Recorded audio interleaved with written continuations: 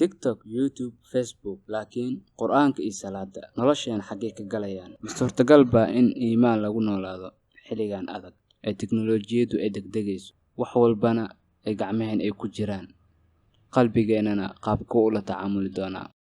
Qarnigan 21ka ee tiknoolajiyada ay aad u horumartay, social media aad u soo baxeen, casrigan 21ka qarniga aan ku jirno iyo nolosheena iimaanka iyo diinkeena sideen iskugu xirnaa ugana faa'iideysanaa tiknoolajiyadan casriga anakoo diinkeenana ilaalsanayno qalbigeenana oo noo ilaalsan yahay. Tiknoolajiyada maanta ayaa dunida aad maanta fursad weyn ayay noo abuurtay. Tiknoolajiyada maanta jiilkii naga horeeyay waxyaalo badan oo maanta aysan waxay u safri jireen dhulal tiro badan si ay u helaan hal xog oo muhiim ah, hal cilmi si ay u soo helaan.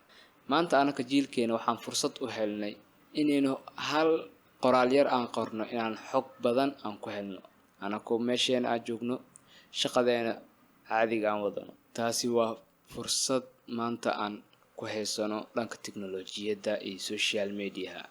Qofku wuxuu maanta awood u leeyahay inuu noloshiisa ku horumariyo tiknoolajiyada. Sidoo kale wuxuu fursad aan u haysanaa inaan cilmi ka barano waxyaalo badan oo ku jiraan social media, YouTube ha ahaado, cilmi tiro badan ka buuxo, Google, inaynu ka faa'iideysano cilmigaas tirada badan oo aan u adeegsano dhanka wanaagsan tiknoolajiyada si nolosheena adduun iyo aakhira aan uga faa'iideysano. Social media iyo tiknoolajiyada maanta waxay noo siisay fursad cilmi badan oo naga qaadan lahaa waqti badan, juhdi badan ayaa maanta si fudud u baran karnaa. Marka haddii iimaankeena oo qalbigeena uu si fiican ugu jiro, waxaan awoodnaa fursad noo abuurto. Balse haddii qalbigeena iimaanka uu ka maran yahay, waxaa suurtagal ah in tiknoolajiyada ayada ay na maamusho ay meesha doonto noo gediso. Waxaa ka buuxan social media maanta tiknoolajiyada aan maanta haysano. Dhinac waxay leedahay madow, caqabado tiro badan ay leedahay. Dhinac waxay leedahay aad u mugdi badan, content aad u liita ayaa lagu soo gudbiyaa badanaa. Haddii dhan maskaxdeena iyo indhaheena ay contentigaas aan noo wanaagsaneyn ay naga bataan, qalbigeena ayaa madoowaanayo.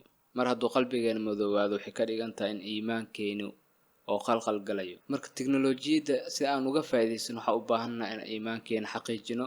Iimaanku waa hagaha isticmaalka qalabkaas aan maanta haysano, asiga ayaa noo hagayo meesha inaan ka faa'iideysano fursadaas, wax ka barano, ku shaqaysano, nolosheena aan ku maamulano.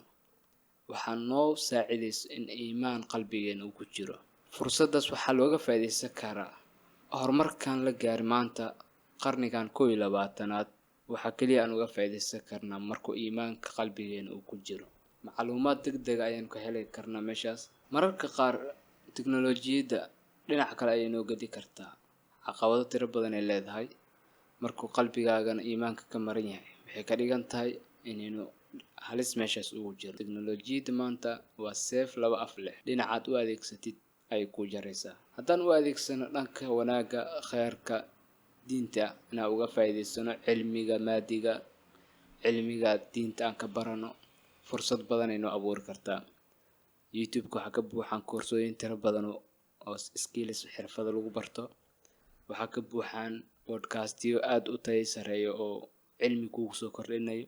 Dhinaca kalena waxaa ku jiraan wixii xumaan ah, waxaa ku jiraan heeso, waxaa ku jiraan waxyaalo qalbigaaga madoweynayo. Dhalinyaro badan waxay ka bartaan Qur'aanka, waxay ka qaataan wacyigelin diimeed, waxay ka helaan cilmi aad u tiro badan. Dadka qaarna waxay ku lumiyaan waqtigooda, jaaniskooda, fursadoodii nolosha ayagoon uga faa'iideysan wax khayr ah, ayagoon uga faa'iideysan wax adduunyo dan ugu jirto. Nabigana wuxuu leeyahay sallallahu alayhi wasallam, waxaanan dan kugu jirin iskaaga tag. Inaynu iskaaga tagno weeyaan waxaanan dan noogu jirin. Wixii faa'iido lehna aan qabsano si adduunkeena iyo aakhiradeena aan uga faa'iideysano. Qalabka casriga maanta aan haysano waxyaalo badan ayaan uga faa'iideysan karnaa. Iimaanku ma aha inaad ka fogaato adduunka, laakiin waa inaad ku dhex noolaataa maskax furan iyo qalbi xasiloon. Maanta waxaa buuxa fitan aad u tiro badan casrigan aan maanta ku noolnahay. Dhalinyarteenana caqabad badan aan meeshaas nagu tahay. Content aad u xun baa ku jiraan. saaxiibo aan wanaagsaneyn ka buuxaan. dhinaca kalena waxaa ku jiraan asxaab wanaagsan, dad oo cilmi laga baran karo, fursad fiican noo abuuraya. Fadlan dooro asxaabta wanaagsan, ka qayb qaada noloshaada aqoon iyo cibaado, ka fogow baraha bulshada ee qalbiga ka fogeeya iimaanka. Sidoo kale maanta waxay fursad noo siisay tiknoolajiyadda inaynu ka shaqaysano waxyaalo badan oo wanaagsan kusoo gudbi karno, dhinaca kalena aan nolosheena ku horumarin karno. Maanta xirfado tiro badan aan ka baran karnaa tiknoolajiyadda, haddii ahaato codinka, haddii ahaato website samaynta, haddii ahaato content creationka. waxyaalo badan oo na anfacaya mustaqbalkeena ayaa ka buuxa. balse cashirka ugu muhiimsan aynu ka baranayno waxay tahay tiknoolajiyadda maanta aan haysano haddii qalbigeena uu iimaanka maqan yahay oo iimaankeena uu liito, tiknoolajiyaddii ayada ayaa na hagaysa. balse markuu iimaan qalbigeena ku jiro, iimaankaas ayaa wuxuu noo hagayaa tiknoolajiyadda qaabkaan u isticmaali lahayn iyo dhanka wanaagsan aan ka isticmaali lahayn, fursadna aan uga abuuran lahayn meeshaas. iimaanku waa hagaheena. qof iimaan leh waa qof mas'uul ah, xalaal raacad, aan mashquul iyo waqti lumis aanan qalbigiisa u ogolaanin. tiknoolajiyadda qarniga casriga ma burburiyaan iimaanka haddii aan ilaalsano iimaankeena oo aan u ilaalsano dhanka wanaagsan. iimaanku waa hagaha iyo furaha isticmaalka aaladahan maanta aan haysano. marka iimaankeenu uu xasiloon yahay, aynu ilaahay ku xirannahay, maskaxdeena iyo qalbigeena dhanka wanaagsan ayay u beerayaan, dhanka wanaagsan ayay wax badan ka fiiri karaan. taasina waxaa noo fududeynayso iimaankeena. ilaahay iimaankan u ziyaadiyo.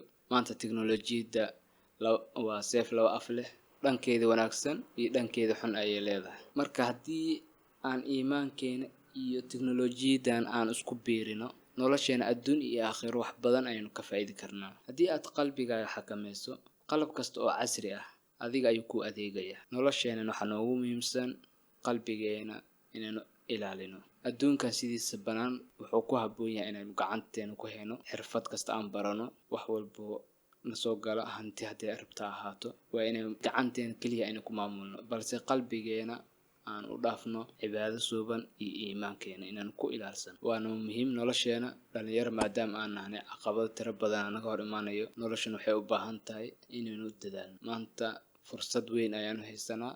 aan wax barano, xirfadeena aan korino, aqoonteena aan ziyaadino, dhanka wanaagsan aan u isticmaalno tiknoolajiyadda maanta aan haysano. waa fursad maanta aysan haysanin dadkii naga horeeyay. maanta fursadan aan haysano kalma aysan haysan. waxaa laga yaabaa haddii ay u baahdaan hal cilmi iyo aqoon inay u safraan dhul aad u weyn, ay u tagaan sheekh meelshaas joogo si ay cilmi uga soo qaataan. balse maanta internetka kaliya fur, youtube-ka gal, wax sheekhaad doontida meesha ka helaysaa. cilmigaad doontaad ka baran kartaa, mid adduun ah, mid aakhiro, intaba waad ka baran kartaa tiknoolajiyad. marka muhiimadeena mawduucan wuxuu yahay in iimaankeena iyo tiknoolajiyadda casriga aan isku xirno si aan uga faa'iidaysano tiknoolajiyadda aan haysan maanta, aan u isticmaalno dhankeeda wanaagsan. haddii oo mawduucan aad wax ka faa'iiday, nagu soo biir. halkan waa Miiraad. haddii muuqaalka uu ku cajabiyey, like saar muuqaalka. mahadsanid. muuqaalka xiga ayaan ku wada kulmi doonaa insha Allah. nabadgelyo.